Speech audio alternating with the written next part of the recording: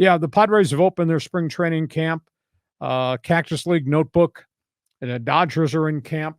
First full workout was today. Padres have just signed back Jurickson Profar, all 236 of his batting average. This guy made almost $8 million a year ago. He's played so poorly, he now signed a one-year, $1 million contract. Wow. He'll come in. He'll be an insurance policy left fielder.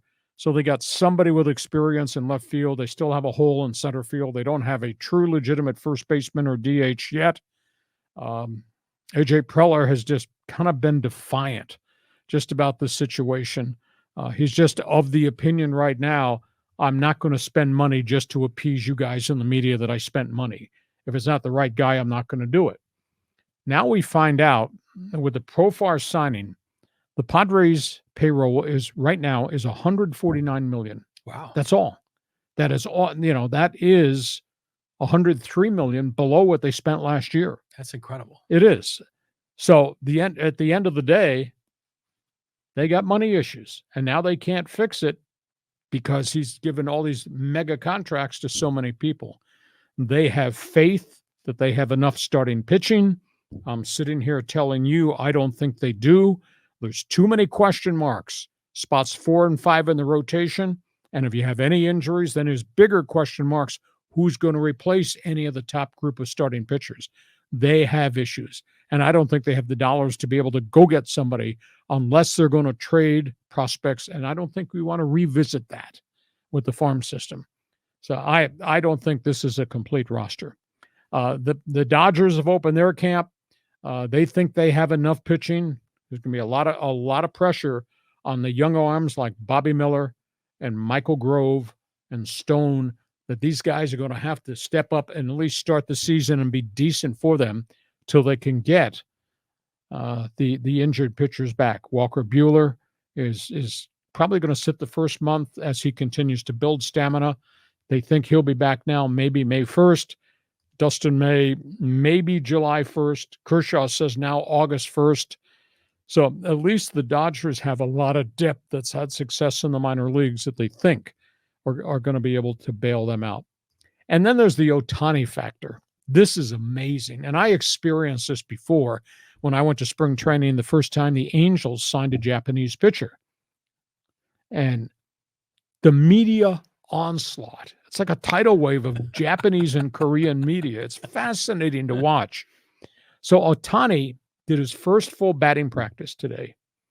They had almost 80 media people, including probably 50 to 60 of them from the Pacific Rim. Mm-hmm. He hit 10 home runs in 21 pitches today in his first BP. Wow. He's wearing a big brace on his elbow. He's been taking full swings. That was pretty impressive. But his first press conference, it's a mob scene. It's like that's the only guy there that they're covering. It's phenomenal. So this Dodgers spring training camp is really different than any camp they've had before, just by virtue of the entourage that trail him. He goes from the batting cage to batting practice out on the open fields, on the back fields. Mm-hmm. And you watch, and here's Ohtani with his bag, with all his bats, going from here, the batting cage inside, to over there to face live pitching. He's walking, and behind him is a conga line of all the media, most of them Pacific Rim guys. It's fascinating. I'll be intrigued to see whether Ohtani meets with the media daily, because the Angels shielded him, did what he wanted. He would only talk to the media one time a week. Oh. He didn't talk every day like every other player is accessible in the clubhouse. He was not. So we'll see if the Dodgers change that at all. So that's where we are. Preller is defiant. He thinks they have enough. I don't think they got enough. And it's obvious now, this is a money crunch. This whole thing with the Bally TV money gone away.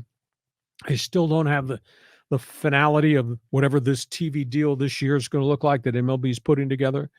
And he says, we got all these guys. Mike Schilt uses the word opportunities. We have opportunities for these guys. I just don't think they have enough players. Granted, the veterans, I think, will all have bounce-back seasons, but I don't think they have enough starting arms, and they still don't have some of these other position guys in the batting order to be filled with credentialed guys. That's my spin. Your thoughts on the Padres and Dodgers? Well, if you're AJ Preller, do you want to sign Noah Syndergaard? I mean, that guy had trouble. He struggled, and you'd probably end up having to spend 10, 15 million to get him. I wouldn't do it. Well, I mean, these other guys are getting like 16 million a year to be fourth and fifth starters. Yep. So Preller is in a tough spot. He can't afford to bring Snell back, but a lot of these other guys, they're just sort of, they're meh. There's like nothing there. You're not sure what you're going to get. It's almost worth a gamble to see if Brito or Vasquez or even Matt Waldron, might be able to be functional in the fifth spot or the fourth spot in the rotation. But it's incredible. It's $100 million less than last year. So they still have some holes to fill. Grupner says the roster's not done yet. So Preller is definitely scheming. As far as the Dodgers go, I think Ohtani is like the Taylor Swift of Major League Baseball. Wherever he goes, the media is there. But Japanese media have always been like that. It's like Beatlemania or something, when these athletes from Japan come to America and have success. I think it's terrific because it makes the sport much more international. Oh, grows it globally? Yes. I'll give you an example. I went to Vero Beach first time with the Dodgers. And, of course, the Dodgers had a great history of Pacific Rim pitchers. So the Dodgers have this mound. It's 3 mounds right adjacent to the Media Work Center. And they bring their pitchers in, and the pitchers throw what they call strings.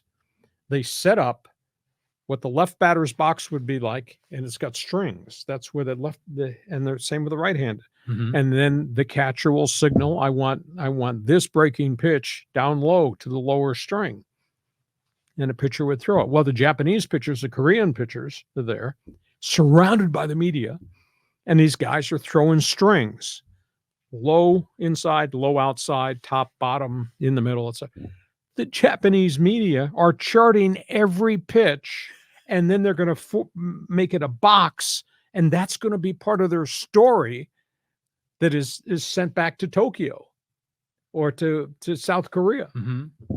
This big written report of how Hideo Nomo, when he was pitching, threw 65 pitches on the sidelines in the strings area, and he put 14 up here and 12 here. I find that kind of odd, kind of unique, but that's how the Pacific Rim media pays attention to their superstars.